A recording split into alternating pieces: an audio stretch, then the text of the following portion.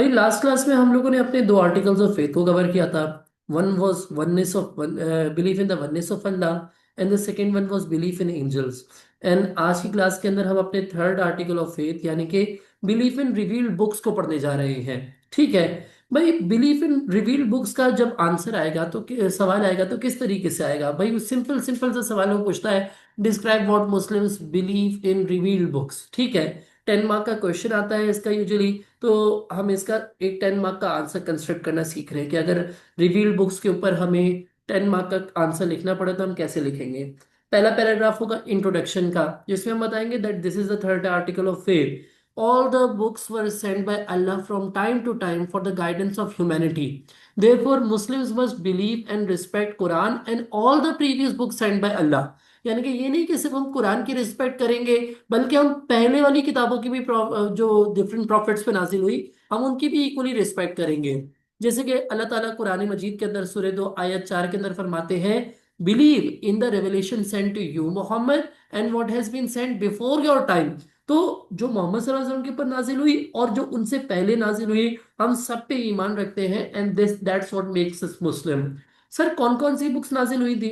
देखिए बेटा, वैसे तो 1,24,000 पैगंबर दुनिया में भेजे गए, तो सबकी सबकी बहुत ज्यादा डिटेल्स हमारे पास नहीं है, लेकिन जो डिटेल्स हमारे पास मौजूद है प्रीवियस बुक्स की, वो चार चार पैगंबरों पे जो किताबें नाजिल हुई उनकी हमारे पास डिटेल्स सर है। एक मिनट।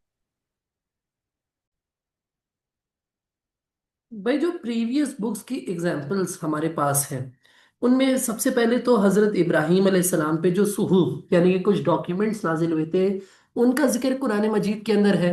जैसे कि अल्लाह ताला फरमाते हैं, the books of Ibrahim and Moses, the सुहूफ ऑफ इब्राहिम एंड मूसेस। ठीक है ना? तो इसका जिक्र कुरान मजीद के अंदर आता है। फिर हजरत दाऊद अलैहिस्सलाम के ऊपर जो जबूर नाजिल हुई, जिसका अल्लाह ताला जिक्र करते हैं सूरह 17 आयत 55 के अंदर, and to David we gave the person, जबूर को कहते हैं बेसिकली। ठीक है ना? तो इसका जिक्र कुरान मजीद के अंदर आता है।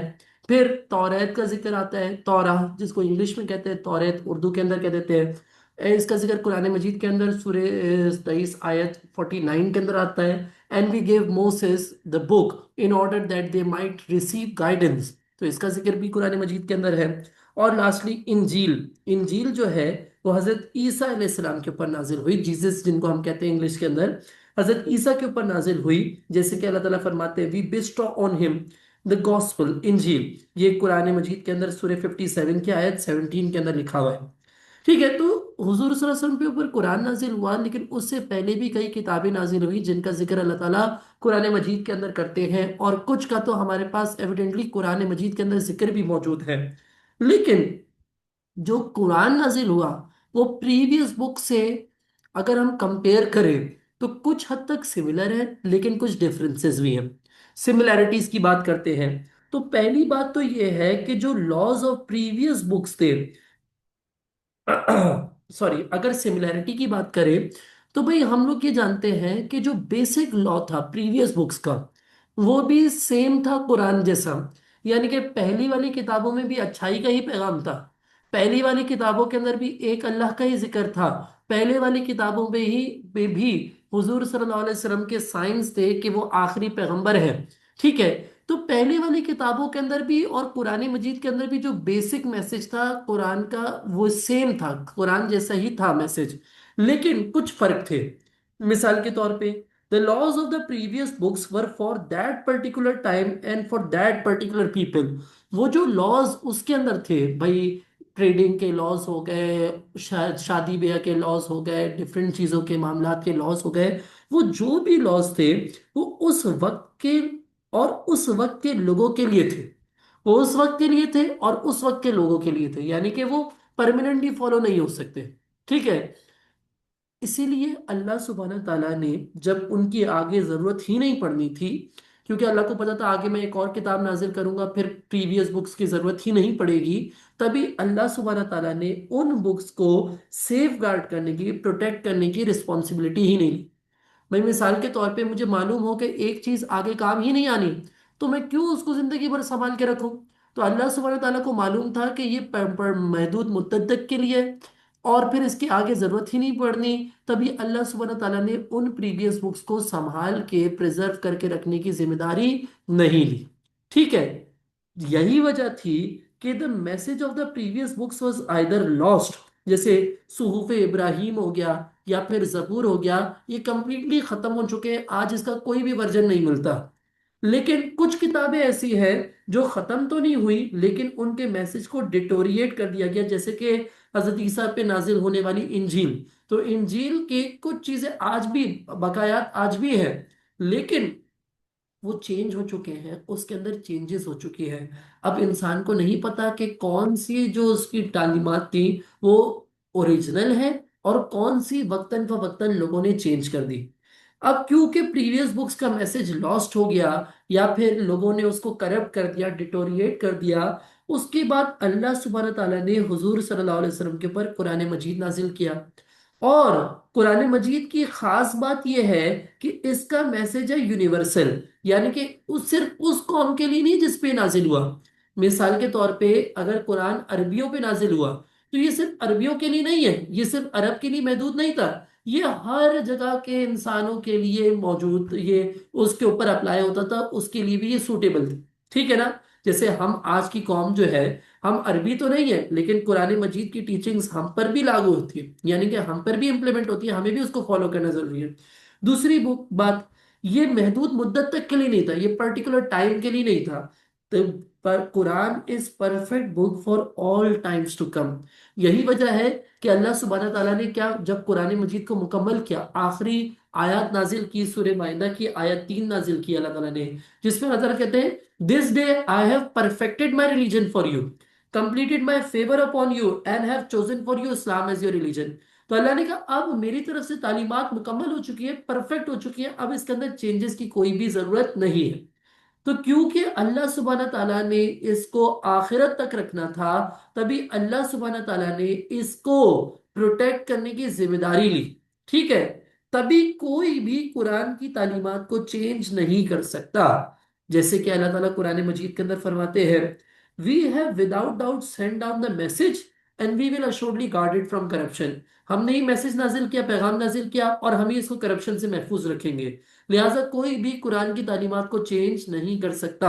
اور قرآن کی تعلیمات کسی ایک دو نہیں بلکہ ہر ایسپیکٹ آف لائف کے لحاظ سے پرماننٹ ہے for all times to come.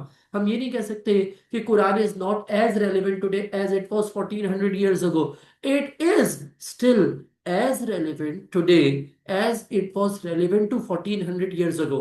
ہم یہ نہیں کہہ سکتے اس ٹائم پہ تو حالات مختلف تھے، اس ٹائم تو چیزیں مختلف تھی، نہیں، اللہ کی تعلیمات پرفیکٹ ہیں اور سٹل اپلیکیبل ہے سیم طریقے سے جیسے یہ 1400 سال پہلے اپلیکیبل تھی، ٹھیک ہے؟ اینڈ اللہ سبحانہ تعالیٰ چیلنج کرتے ہیں قرآن مجید کے اندر کہ کوئی بھی قرآن جیسی ایک لائن یا ایک لفظ بھی نہیں لکھ سکتا۔ اللہ سبحانہ تعالیٰ کہتے ہیں if all the men and the jinns were to get together to produce anything like Quran, they will not be able to do so۔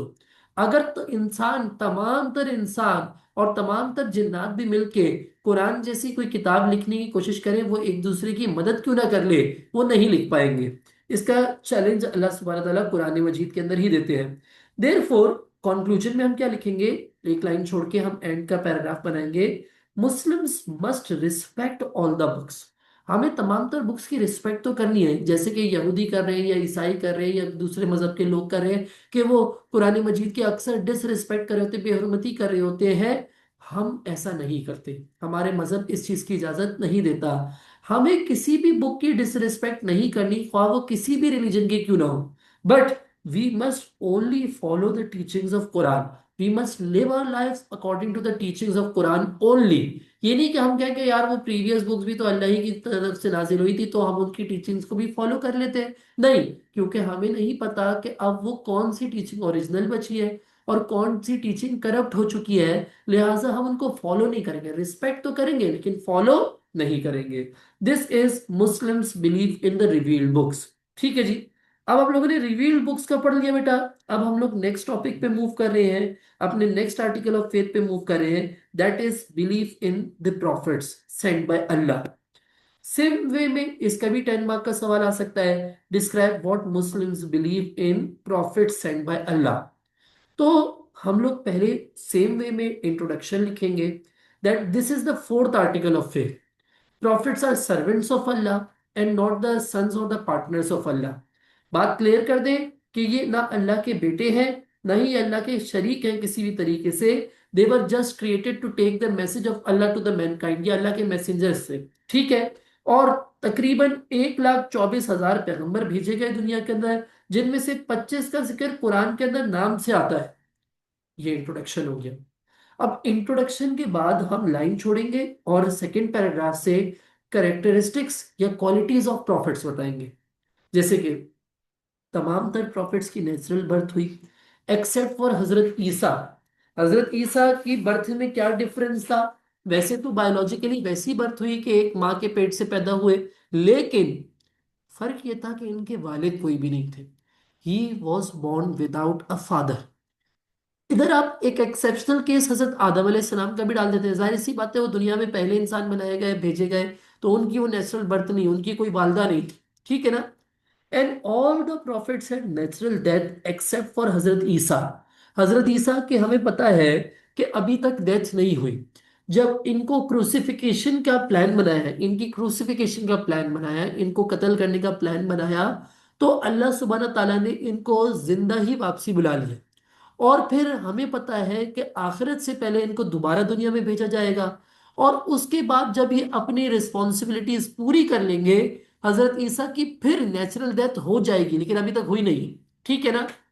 All the prophets had families and they were biologically human being। अल्लाह सुब्हाना ताला ने इसको इंसानी रूप में भेजा। उसके अलावा all the prophets taught in their native language। For example जो बनी इसराइल पे भेजे गए वो हेब्रियो बोलते थे, जिनको अरब पे, जैसे हुजूर सल्लल्लाहु अलैहि वसल्लम को अरब पे भेजा तो आप सल्लल्लाहु अलैहि वसल्लम अरबी बोला करते थे। तो तमाम तर प्रॉफिट्स अपनी नेटिव लैंग्वेज में बात करते थे। और तमाम तर प्रॉफिट्स का जो बेसिक मैसेज था वो सेम था कि एक अल्लाह की इबादत करो, आखिरत की तैयारी करो, अच्छे काम करो, बुराइयों से बचो। लेकिन जब उन्होंने अच्छे अच्छाई का पैगाम दिया ना लोगों को, तो तमाम तर प्रॉफिट्स को परसिक्यूशन फेस करने पड़ी इन लोगों से। जैसे आपने देखा ना, नबी सल्लल्लाहु अलैहि वसल्लम की जिंदगी में कितनी मुश्किलात आई, ऐसे ही बाकी तमाम तर पैगंबरों की भी जिंदगी मुश्किलात आई। जैसे हजरत इब्राहिम अलैहिस्सलाम ने जब लोगों को बुत परस्ती से रोकने की कोशिश की, तो लोगों ने इनको जलाने की भी कोशिश की, इनको मारने की कोशिश की गई, ठीक है। तो तमाम तर प्रॉफिट्स ने ही मुश्किलात का सामना किया था। क्योंकि जब भी कोई हक की बात करता है, कोई सच की बात करता है, ये दुनिया ऐसी है कि वो उसी के खिलाफ हो जाती है, रदर के उसकी बात को अमल करे, उसकी बात पर अमल करने के बजाय उसी के खिलाफ हो जाते हैं, मुखालिफ हो जाते हैं लोग। And all of them were supported by Allah in their mission. तमाम तर प्रॉफिट्स को जब मुश्किलात सामना हुआ, तो अल्लाह सुब्हान ताला ने इनकी मदद की। मिसाल के तौर पे जब हजरत इब्राहिम अलैहिस्सलाम को आग में फेंका गया, तो अल्लाह ने कहा, ए आग इब्राहिम पर ठंडी हो जा। तो उनको आग भी कुछ नहीं बिगाड़ पाई। तो इस तरीके से अल्लाह ताला ने कभी फिजिकली कभी मोरली अपने प्रॉफिट्स को सपोर्ट किया, ठीक है ना। And therefore all the profits must be respected equally. तमाम तर प्रॉफिट्स की इक्वल रिस्पेक्ट है अल्लाह सुब्हान ताला की नजर में। और इसका जिक्र अल्लाह ताला कुरान मजीद के अंदर भी करते हैं। We make no distinction between any of his prophets. हम किसी भी प्रॉफिट में कोई भी फर्क नहीं करते। तमाम तर प्रॉफिट्स मासूम थे, सिनलेस थे, वो गुनाहों से पाक थे। और तमाम तर प्रॉफिट्स को अल्लाह सुब्हान ताला ने अपनी मर्जी से चुना। यानी कि ऐसा नहीं कि किसी प्रॉफिट ने कोई ऐसा खास काम करके दिखाया जिसके बेसिस पे अल्लाह ने उनको चुना हो। ये अल्लाह की मर्जी थी, जिसको चाहे वो प्रॉफिट चुन ले। और तमाम तर प्रॉफिट्स को एक पर्टिकुलर पॉइंट ऑफ टाइम पे आके पता चल जाता था कि उनको पैगंबर बनाया गया। जैसे कि हुजूर सल्लल्लाहु अलैहि वसल्लम को 40 साल की उम्र तक ये बात मालूम नहीं थी that he was a chosen person by Allah. But at the age of 40 गारे हिरा में वो इंसिडेंट पेश आया, और फिर अल्लाह सुब्हानहू तआला ने उनको डिस्क्लोज कर दिया कि you are chosen as a messenger of Allah. और फिर तमाम तर प्रॉफिट्स की गाइडेंस अल्लाह सुब्हानहू तआला ने एंजल्स के थ्रू की। जैसे कि एंजल जिब्राइल अलैहिस्सलाम अल्लाह की तरफ से वही लेकर आते थे। तो इस तरीके से अल्लाह ने गाइडेंस के लिए प्रॉफिट्स को चुना। बेटा, अल्लाह सुब्हानहू तआला ने अपने नबियों को कुछ मिरेकल्स भी दिए। जैसे कि हजरत ईसा का मैंने आपको बताया, he was born without a father and he could restore the sight of blind. اللہ کے حکم سے وہ نابینا کی آنکھوں کی روشنی لوٹا دیتے تھے، اور اللہ ہی کے حکم سے وہ کلے سے، مٹی سے پرندے بناتے تھے اور ان کے اندر جان ڈال دیتے تھے، اور وہ اللہ ہی کے حکم سے مردہ کو واپسی زندہ بھی کر سکتے تھے۔ تو حضرت عیسیٰ کی تو بہت ہی میریکلس لائف تھی۔ حضرت موسیٰ علیہ السلام کو اللہ تعالیٰ نے ایک چھڑی دی، ایک سٹک دی، which used to turn into a snake۔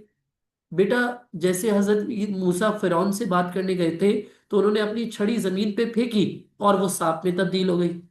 یہ میریکل تھا اللہ کی طرف سے۔ جبکہ حضرت ابراہیم علیہ السلام کا میں نے ذکر کیا، he remained unharmed when he was thrown into fire۔ جب ان کو آگ میں ڈالا گیا تو ان کو کچھ بھی نہیں ہوا۔ اللہ تعالیٰ نے کہا اے آگ ابراہیم پر ٹھنڈی ہو جا۔ بیٹا اب ہم لوگ پڑھنے جا رہے ہیں what is the difference between رسول اینڈ نبی۔ نبی اور رسول میں کیا فرق ہے، ہم یہ پڑھنے جا رہے ہیں۔ دیکھو بیٹا، ہر پیغمبر اللہ کا، ہر پیغمبر ایک نبی تو ہے، لیکن ہر نبی ایک رسول نہیں ہے۔ کیا بات کر دی سر آپ نے، سمجھ نہیں آئی بات؟ بیٹا یاد رکھے گا، ہر پیغمبر اللہ کا نبی ہے۔ حضرت عیسیٰ بھی نبی ہے، حضرت موسیٰ بھی نبی ہے، حضور صلی اللہ علیہ وسلم بھی نبی ہے، لیکن وہ رسول کا درجہ اس ٹائم پر حاصل کرتے ہیں جب اللہ سبحانہ تعالیٰ ان کے اوپر ایک نئی شریعت کا اصول نازل کرتے ہیں۔ مثال کے طور پہ جب حضور صلی اللہ علیہ وسلم دنیا میں آئے تو آپ نے پریویس پروفٹ لائک حضرت عیسیٰ کی دی ہوئی شریعت کو فالو نہیں کیا، آپ نے ان کے گیون لاز کو مزید آگے نہیں لے کے چلے، بلکہ ایک نئی شریعت اناؤنس کی۔ سمجھائی بات؟ یعنی کہ حضرت حضور صلی اللہ علیہ وسلم جب آئے، ان کا قرآن نازل ہوا، ان کا پیغام نازل ہوا، تو اللہ نے کہا پریویس لاز کو کینسل آؤٹ کر دو، بس اس کو بھول جائے، اب سے نیا لا فالو ہوگا۔ تو تبھی ہم نبی صلی اللہ علیہ وسلم کو رسول اللہ صلی اللہ علیہ وسلم بھی کہتے ہیں۔ رسول کون ہے؟ جس نے نئی شریعت اناؤنس کی، جبکہ نبی جو ہے وہ اپنی پریویس پروفٹس کی شریعت پر ہی چلتا ہے۔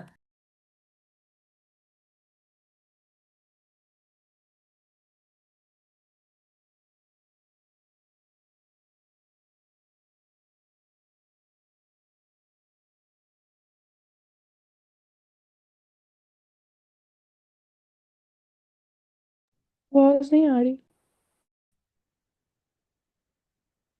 بیٹا رسول وہ ہیں جنہوں نے جن کے اوپر اللہ تعالیٰ نے نئی شریعت نازل کی۔